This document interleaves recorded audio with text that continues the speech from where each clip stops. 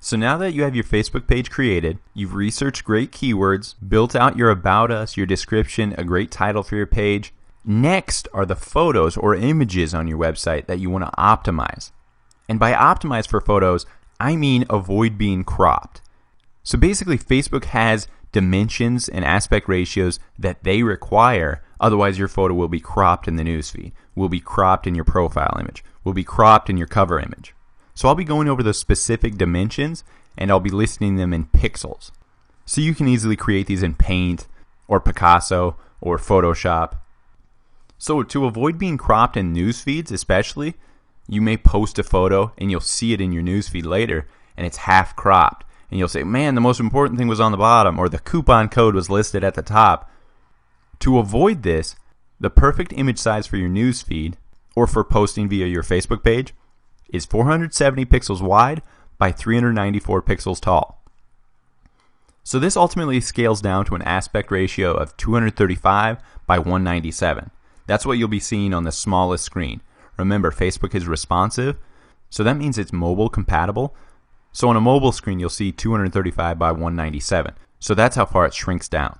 So even if you have a very large photo, as long as 235 divides into the width and 197 evenly divides into the height, you're fine. Next is profile image. A proper profile image should be 180 by 180 pixels, a perfect square.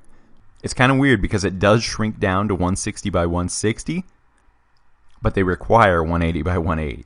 And now for Facebook page profile images, don't get too crazy. I like to just stick with your logo on a plain white background.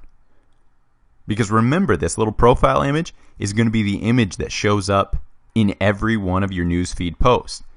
Just think of your own Facebook feed. When you make a post, it's your profile image that shows up next to each status update.